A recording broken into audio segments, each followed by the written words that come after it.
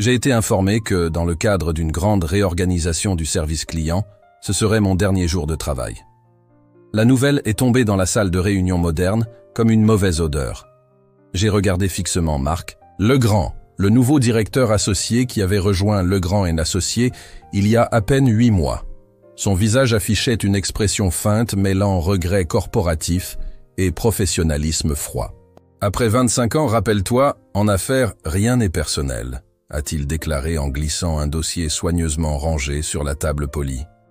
Les ressources humaines avaient préparé un package de départ incluant 2 mois de salaire et la poursuite des avantages jusqu'à la fin du trimestre. Sophie, du service RH, s'est assise à côté de lui, acquiesçant avec empathie, tout en évitant le contact visuel. Elle a expliqué que la réorganisation touchait plusieurs départements et m'a assuré que cela ne remettait pas en cause mes compétences. À 58 ans, j'étais l'employée la plus ancienne du service client et mon salaire témoignait de décennies de dévouement. Le même dévouement qui avait permis de transformer Legrand & Associés, à leur petite société de conseil juridique, en une référence sur le marché. Quand j'ai demandé si François Durand, le fondateur qui m'avait personnellement embauché il y a 25 ans, était au courant, l'expression de Marc s'est assombrie.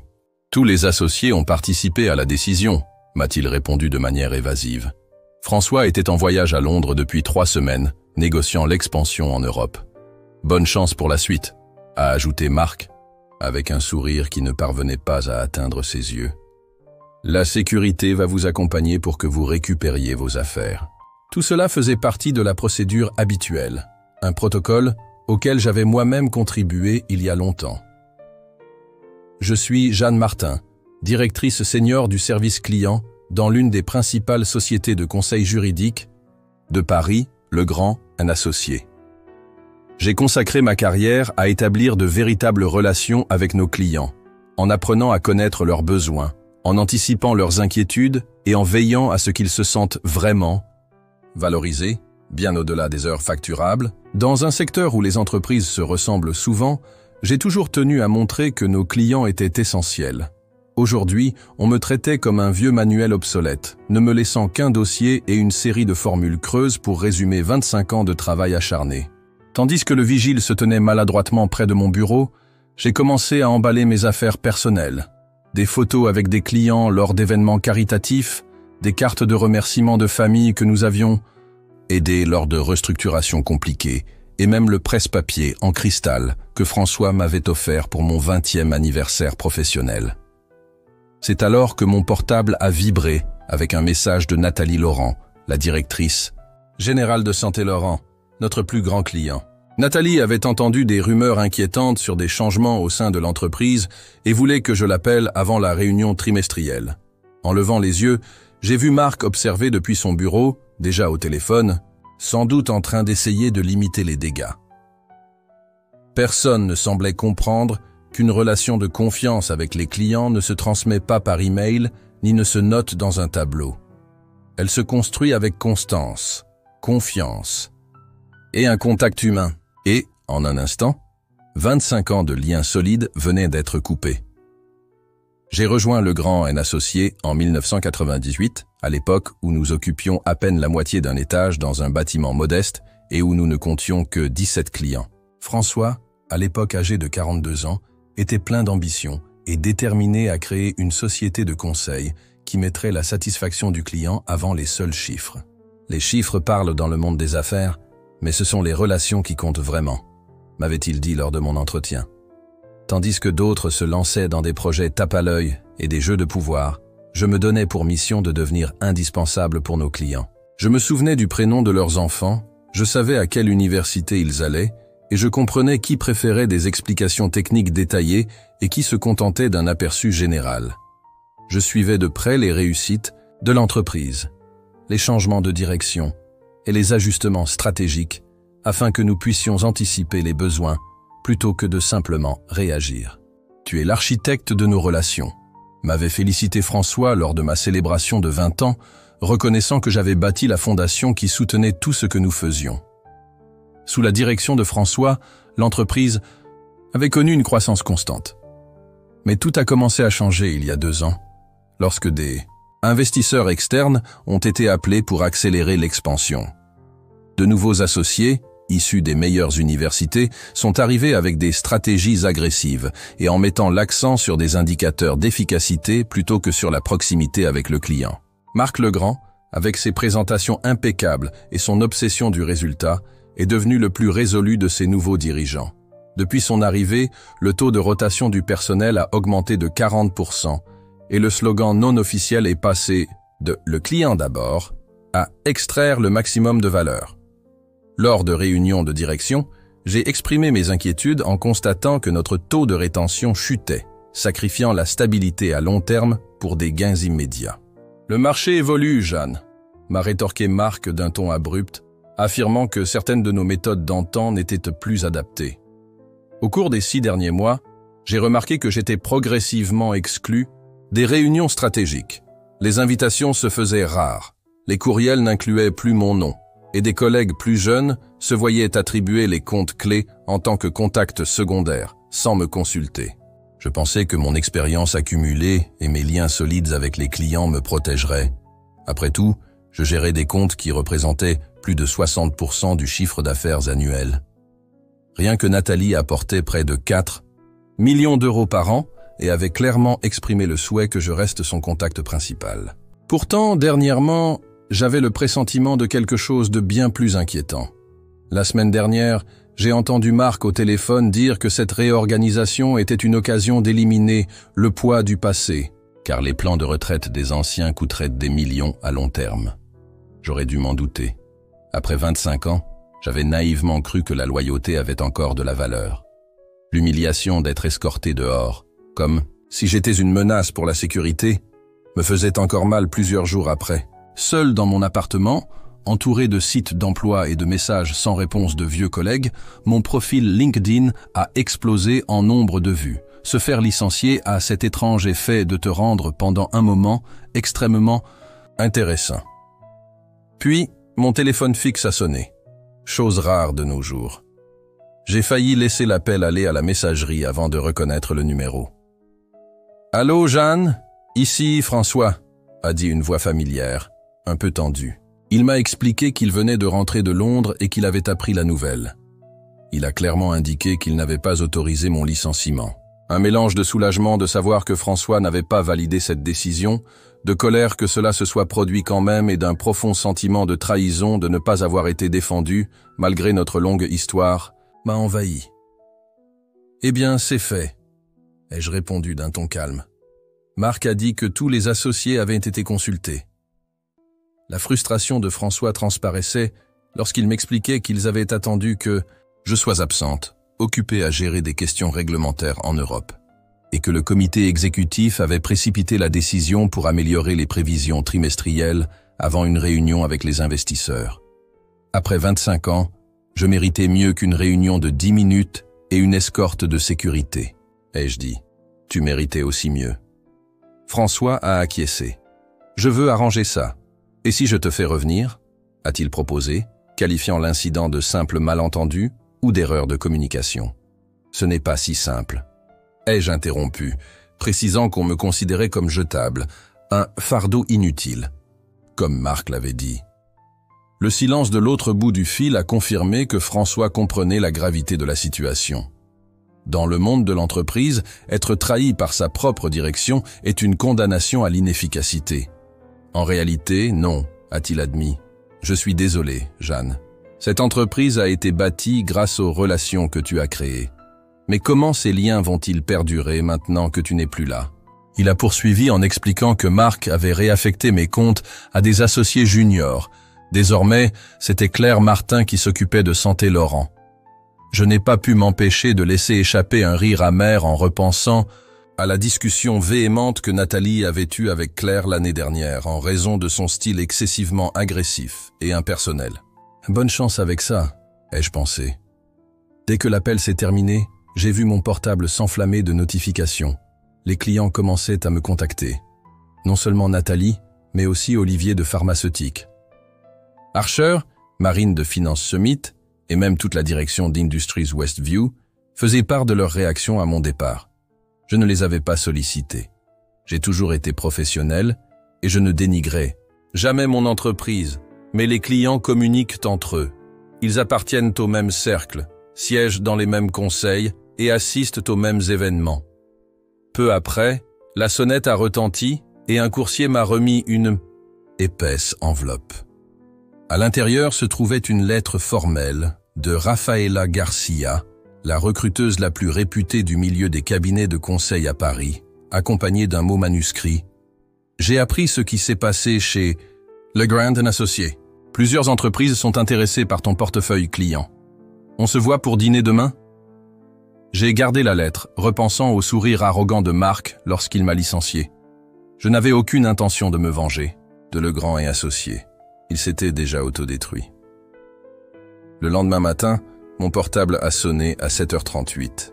« Jeanne, ne me dis pas que tu es vraiment partie », a exigé Nathalie sans détour. Malheureusement, oui, ai-je répondu en remuant mon café. « Réorganisation », a-t-elle marmonné. « J'ai travaillé avec toi pendant 12 ans. Hier, Claire m'a envoyé un mail pour se présenter comme ta nouvelle responsable, et cette femme a même tenté de m'expliquer mon propre modèle économique l'année dernière. J'ai choisi mes mots avec soin. » Nathalie a poursuivi. « Legrand & Associés prétend qu'il opère des changements stratégiques dans l'intérêt des clients. Ne me sers pas ce discours corporate, Jeanne. On se connaît trop bien. » Après une brève pause, elle a demandé « Et maintenant, tu vas où ?»« Je n'ai pas encore décidé, » ai-je répondu. « Décide vite. Notre contrat avec eux expire dans 60 jours. Je préfère rester avec toi. » J'aurais dû lui assurer que la qualité du travail de l'entreprise continuerait malgré les changements dans l'équipe. Mais je me suis contenté de dire « J'apprécie ta confiance, Nathalie. Je dois explorer mes options et je te tiendrai au courant avant midi. » J'ai reçu des appels similaires d'autres grands clients et, à la fin de la journée, leur nombre s'est élevé à 11. Je n'ai même pas eu besoin de les chercher. Cela n'était pas nécessaire. Plus tard, Rafaela Garcia m'a rencontré dans un restaurant chic du centre-ville. En ajustant ses lunettes, elle m'a dit « Tu es sur toutes les lèvres en ce moment. » Après avoir commandé, elle a ajouté « Marc a fait une grosse erreur, tu ne crois pas ?» J'ai répondu de manière évasive et elle a ri. « Toujours si diplomate, c'est l'une de tes plus belles qualités. » Puis, elle a glissé une enveloppe sur la table. « 3 entreprises veulent te rencontrer. 2 créent même un poste spécial pour t'intégrer, toi et ton réseau de clients. » J'ai jeté un coup d'œil aux chiffres de l'offre et j'en ai failli rester sans voix. Ils proposaient presque le double de mon ancien salaire. « Ils ne paient pas uniquement pour ton expertise, » a expliqué Rafaela. « Ils paient pour ton réseau. » L'ironie ne m'échappa pas. Après avoir été jugée trop coûteuse par Legrand & Associés, j'étais désormais estimé au double par la concurrence. Je me suis demandé si Marc avait déjà pensé à cela dans ses plans de réduction de coûts. Le lendemain, François a appelé avec un ton inhabituellement pressant. « J'ai besoin de te voir. Tu peux venir au bureau ? » Je ne suis pas sûr que ce soit une bonne idée compte tenu des circonstances. Alors, déjeunons au restaurant Jardin à 13h, a-t-il ajouté. S'il te plaît, Jeanne. Il y a des choses dont tu dois être informée. La curiosité a pris le dessus, et pile à 13h, je suis arrivé au restaurant Jardin et ai trouvé François déjà là, visiblement épuisé.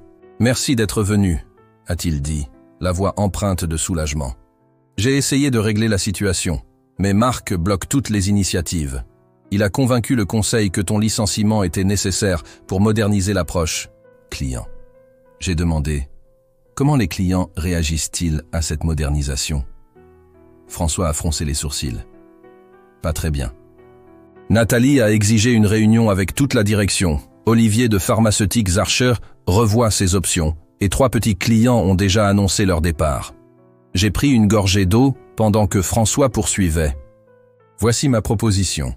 Je vais créer un nouveau poste pour toi, celui de directrice des relations clients, à laquelle tu rendras directement compte, sans passer par Marc, avec une meilleure rémunération et plus d'autonomie.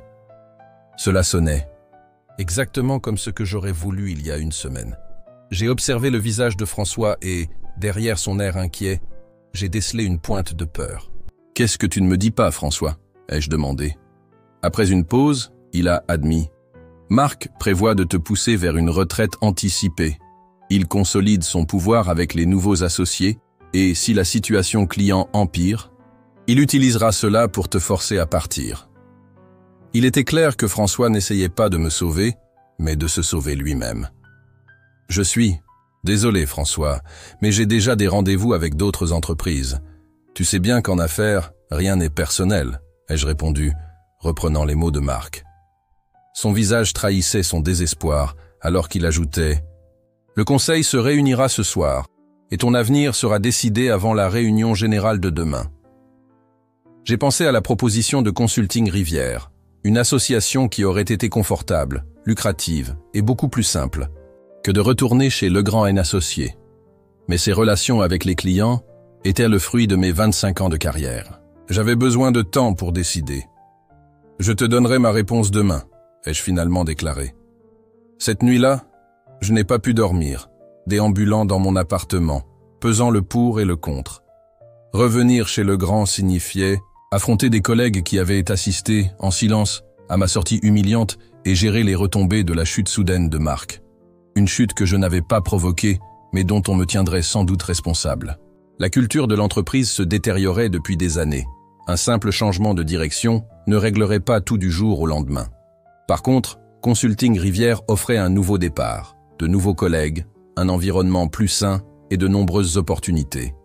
La proposition incluait une rémunération généreuse, un véritable partenariat et la possibilité d'emmener mes clients fidèles pour construire quelque chose de dynamique. À 6 heures du matin, j'ai pris ma décision.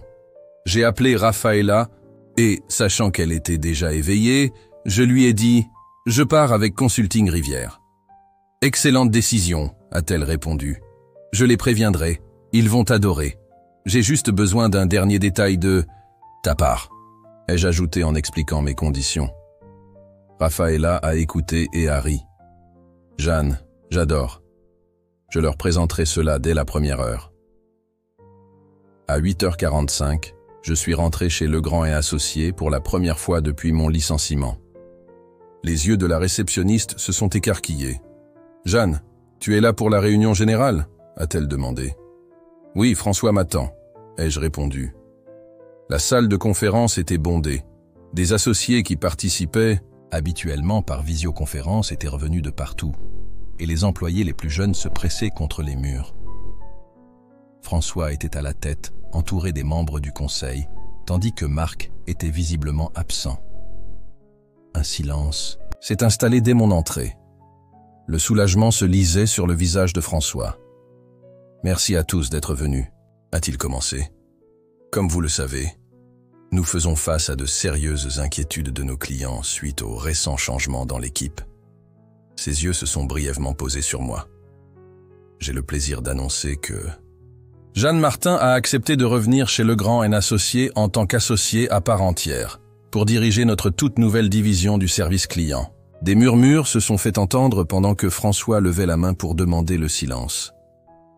De plus, le conseil a voté à l'unanimité pour retirer Marc Legrand de son poste de directeur associé, avec effet immédiat, car sa méthode n'est plus en phase avec les valeurs de notre entreprise ni avec notre engagement envers nos clients. L'atmosphère était électrique, un mélange de choc, de soulagement et d'incertitude. « Jeanne, voudrais-tu dire quelques mots ?» a invité François en me faisant signe de m'avancer. J'ai reçu un léger signe d'approbation d'un collègue au fond de la salle, tandis que j'observais les visages, certains pleins d'espoir, d'autres méfiants. « Je vous remercie François pour cette opportunité, mais je tiens à être très clair. Je ne retourne pas chez Legrand & Associés. » Le visage de François s'est figé de surprise et plusieurs membres du conseil ont échangé des regards inquiets. J'ai le plaisir d'annoncer que j'ai accepté un partenariat avec Consulting Rivière, qui vient de conclure des négociations avec Capital Rivière pour acquérir le contrôle de Legrand & Associés. La salle a éclaté en murmures, de stupéfaction. François semblait frappé. « La transition commencera la semaine prochaine », ai-je poursuivi une fois le brouhaha calmé. Consulting Rivière m'a assuré qu'il valorise le savoir-faire institutionnel et les relations clients établies ici, et qu'il n'y aura ni licenciement massif ni nouvelle réorganisation, sauf en cas de nécessité absolue. François s'est avancé. « Jeanne, qu'as-tu fait » a-t-il exigé. Je n'ai rien fait de précipité, François. Consulting Rivière prépare son expansion à Paris depuis des années. Avec Capital Rivière détenant la majorité de Legrand & Associés, ils ont vu une opportunité, surtout face à l'instabilité de nos clients. Ce n'est que business, rien de personnel. Au fur et à mesure que les implications se faisaient sentir, j'ai vu la réalisation s'inscrire dans les yeux de François. Il ne m'avait pas protégé quand j'en avais le plus besoin, sacrifiant la loyauté pour des gains immédiats, et maintenant, il devait en payer le prix. La réunion se transforma en chaos, tandis que je quittais les lieux, la tête haute. Mon portable vibrait avec un message de Nathalie. Je viens d'apprendre la nouvelle. Ce soir, dis non pour parler de l'avenir de Santé Laurent avec Consulting Rivière. J'ai souri en prenant l'ascenseur. Je n'avais pas cherché la vengeance, mais la justice, d'une manière ou d'une autre, avait trouvé son chemin. Le lendemain, un important journal économique publiait la nouvelle. Le titre disait « Remaniement en conseil, consulting. Rivières acquiert Legrand & Associés après l'exode de clients clés. » L'article détaillait comment le départ d'une cadre dirigeante avait déclenché une révolte sans précédent parmi les clients, déstabilisant l'entreprise, au point de rendre possible l'acquisition. Mon nom n'apparaissait qu'une seule fois, enfoui dans le 15e paragraphe. Jeanne Martin, ex-directrice senior du service client, a accepté un partenariat chez Consulting Rivière et sera chargée de l'intégration du portefeuille client de Legrand & Associés. C'était une description clinique de ce qui fut en réalité un bouleversement majeur dans l'exercice du pouvoir. En seulement 3 semaines, je suis passé du statut de licencié à celui de contrôler l'avenir de l'entreprise qui m'avait renvoyé. La planification de l'intégration a débuté immédiatement. J'ai travaillé depuis les bureaux de Consulting Rivière, analysant organigrammes et listes de clients des 2 sociétés.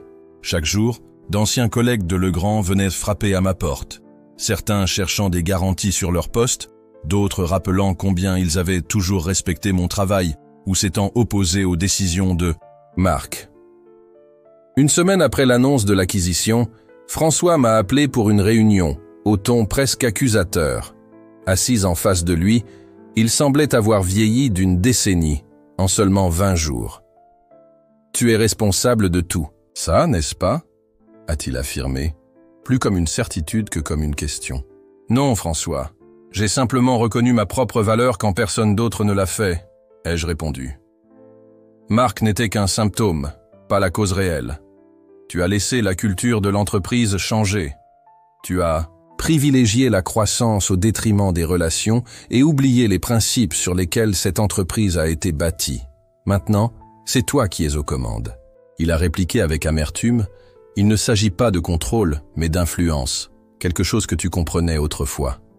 J'ai glissé un document sur la table. Consulting Rivière te propose un contrat de consultante de 3 ans, uniquement en tant que conseillère, sans responsabilité managériale. C'est généreux, compte tenu des circonstances. Si tu refuses, tu ne récupéreras que ta part dans la société. La décision te revient. 6 mois après l'acquisition, Consulting Rivière Legrand occupait 2 étages dans un imposant immeuble du centre-ville. L'intégration s'était déroulée plus sereinement que prévu, en partie parce que la nouvelle direction avait insisté pour conserver la plupart des employés de Legrand & Associés, reconnaissant leur vraie valeur. Pendant ce temps, Marc était parti pour une entreprise plus modeste, sa réputation ruinée par l'effondrement spectaculaire qu'il avait provoqué. François avait accepté un poste de consultant, bien que nos échanges restassent purement professionnels. La blessure de ne pas m'avoir protégé pendant 25 ans ne se refermerait jamais complètement. Dans mon nouveau bureau, j'examinais les chiffres trimestriels avec une satisfaction que je n'avais jamais osé afficher auparavant. Le taux de rétention des clients pendant la transition dépassait 95% et les quelques clients qui étaient repartis au début étaient déjà revenus. Le chiffre d'affaires combiné avait augmenté de 23% par rapport à l'année précédente. Mon assistant frappa à la porte et annonça « Nathalie est déjà là pour le déjeuner ». Nathalie arriva, élégante comme toujours dans son tailleur sur mesure, et me félicita pour ses résultats. Le marché ne cesse de parler de la réorganisation la plus élégante qu'il ait vue depuis des décennies, dit-elle. Je souris et répondis « Ce n'était pas vraiment une prise de contrôle, c'était plutôt un réajustement du marché. Appelez-le comme vous voulez. » Nathalie rit et ajouta « Tu as prouvé ce que j'ai toujours su. En conseil, ce sont les relations qui font la vraie valeur, tout le reste n'est que support. » En sortant pour déjeuner, je repensais aux 6 derniers mois. Je n'avais pas cherché à me venger lorsque Legrand et associé m'avaient licencié. Je n'en avais pas eu besoin. Ils n'avaient tout simplement pas compris que la véritable valeur de l'entreprise ne résidait pas dans ses systèmes, ses stratégies ou même sa marque.